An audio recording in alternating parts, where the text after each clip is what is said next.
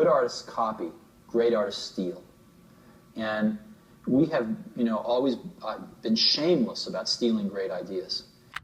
December 1979. Steve Jobs walks into Xerox, sees their computer interface, and thinks, mine now. The mouse, windows, icons, everything you think Apple invented, Xerox had it first. But wait, it gets worse. The iPhone's revolutionary touchscreen? LG had already released the Prada with capacitive touchscreen technology months earlier. But somehow, Apple got all the credit. So when Samsung tried the same thing to Apple, Jobs went nuclear and called it thermonuclear war. Bit rich coming from the guy who built his empire on borrowing ideas. Was Steve Jobs a visionary genius? Or just really good at stealing? By the time Steve Jobs walked into Xerox PARC in 1979, their engineers had already cracked the future. Inside that lab were ideas that would one day reshape the world. A mouse-controlled interface, icons you could click, overlapping windows, and even early networking. But to Xerox's top brass, none of it looked profitable. They were too busy selling copiers to recognize they were sitting on digital gold. Jobs, on the other hand, recognized it instantly. They were a photocopier company, not a computer company. He approached Xerox with a proposition. Let Apple engineers visit PARC twice, and in exchange, Xerox could buy 100,000 shares of Apple stock before the company went public. To Xerox executives, this seemed like free money. What could a couple of computer nerds possibly learn in 2 visits? Apparently, everything. During those visits, Jobs and his team absorbed years of research in hours. Interestingly, Larry Tesler, a Xerox engineer, taught Steve Jobs how a personal computer could work. The results were amazing. The Lisa computer in 1983, followed by the Macintosh in 1984. Apple took Xerox's scattered innovations and packaged them into products people actually wanted to buy, while Xerox eventually released their own Star workstation. It cost $16,595, more than a new car at the time. Cost only $2,495. Now, most people suffer from something psychologists call not invented here syndrome. It's the unconscious bias that makes us reject ideas simply because they come from outside our tribe. Companies spend billions reinventing wheels because accepting someone else's innovation feels like admitting defeat. Steve Jobs was the opposite. He had zero ego about where ideas came from. In fact, he seemed to prefer stealing over creating from scratch, because original innovation is messy, expensive, and usually fails. But refining someone else's half-baked idea? That's where the real money is. Don't get him wrong, this certainly wasn't laziness, it was strategic brilliance. While competitors wasted resources trying to be first, Jobs positioned Apple to be the best. He understood something most entrepreneurs miss. Being a pioneer often means being the guy with arrows in his back. Like the MP3 player market, Creative Technology released the first hard drive-based MP3 player in 2000. Rio had portable digital music players since 1998. But these devices were clunky, expensive, and required a computer science degree to operate. Jobs watched this market stumble for years, taking mental notes on every failure. When Apple finally entered with the iPod in 2001, they didn't revolutionize digital music, they just made it work properly. 1,000 songs in your pocket was brilliant marketing for technology that, well, already existed. This approach created what economists call innovation arbitrage, profiting from the gap between an invention's potential value and its current market price. While others burned cash on research and development, Jobs swooped in to buy, borrow, or outright copy innovations that were undervalued by their creators. Jonathan Ive joined Apple in 1992, 7 years before Jobs returned to CEO. But if you ask most people who designed the iMac, iPod, iPhone, and iPad, they'll say Steve Jobs. That's no accident. It's carefully constructed mythology. Ives' design philosophy didn't emerge from nowhere.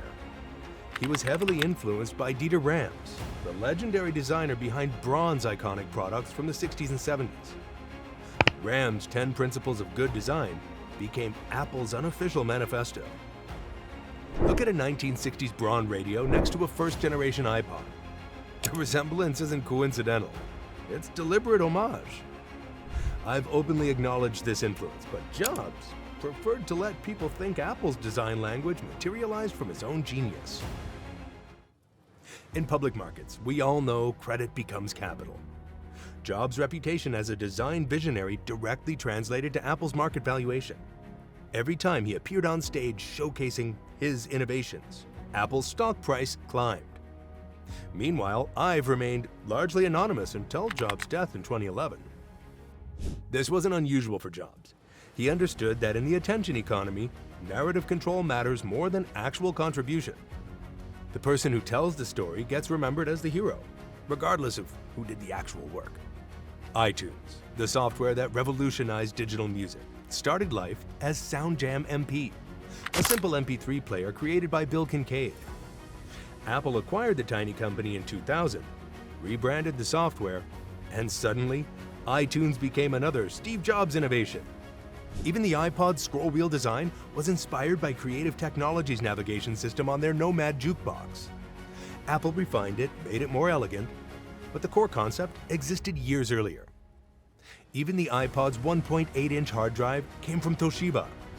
Apple just convinced them to manufacture it exclusively for 6 months. This pattern repeated constantly. Apple didn't build technologies from scratch. They identified promising concepts that were poorly executed, acquired or licensed them, and applied superior design and marketing. It's like being a venture capitalist, but instead of funding startups, you're appropriating their ideas. This approach created incredible efficiency. Why spend 5 years developing touchscreen technology when you can acquire Fingerworks, a company that already solved those problems?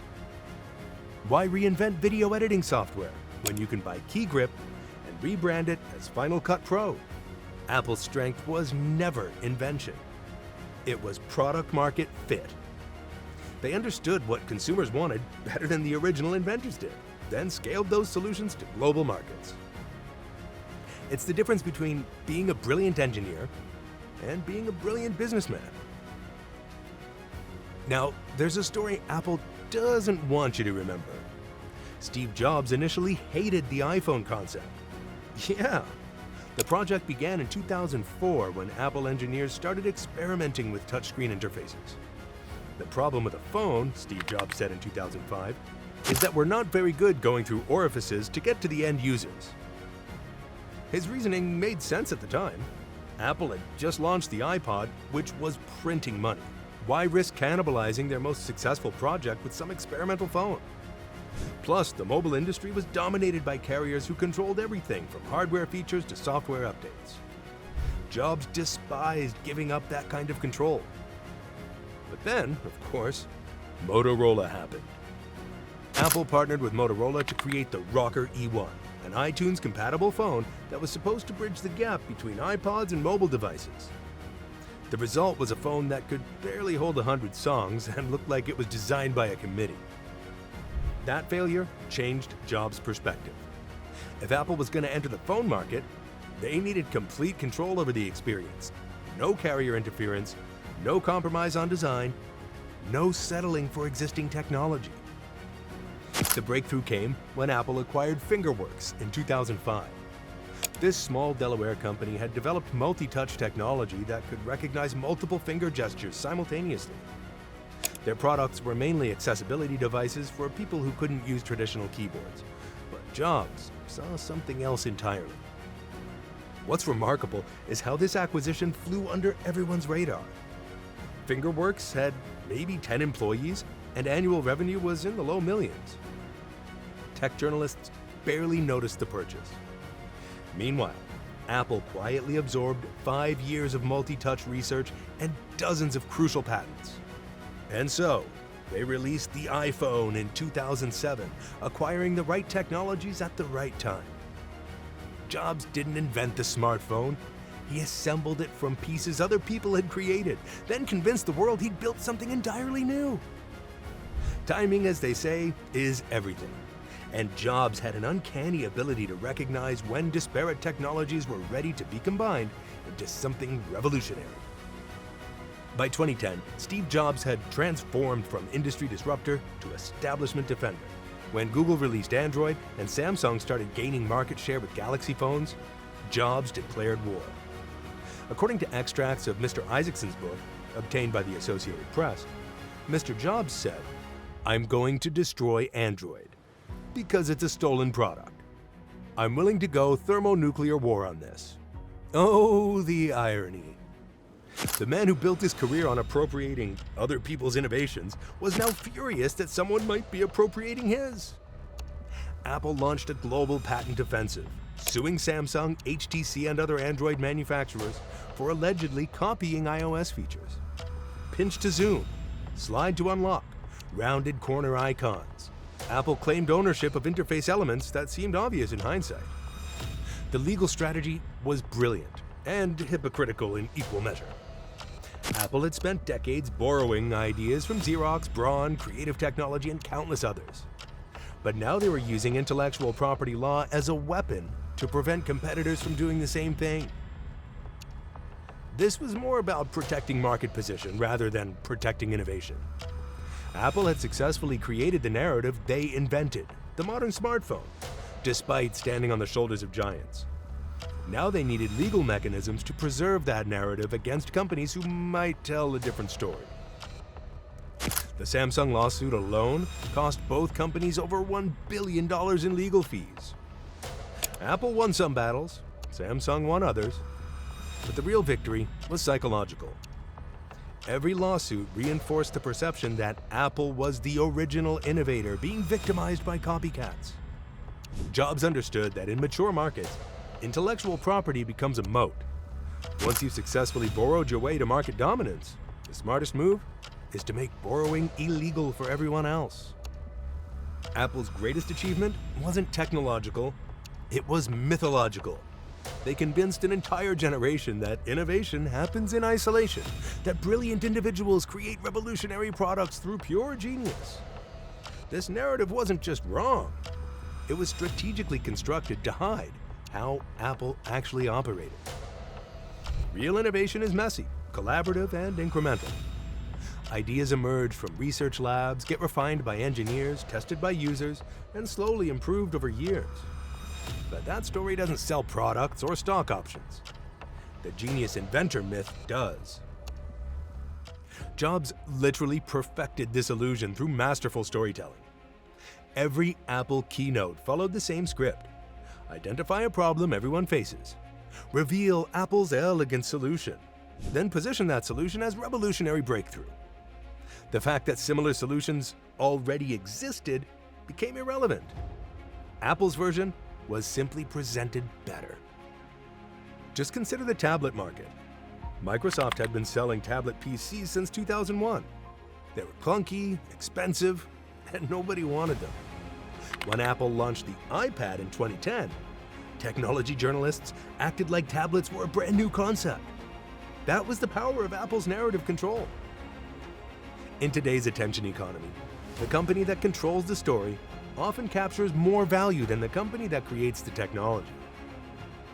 Apple's market capitalization reflects their storytelling ability as much as their engineering capabilities. This dynamic has fundamentally changed how we think about innovation.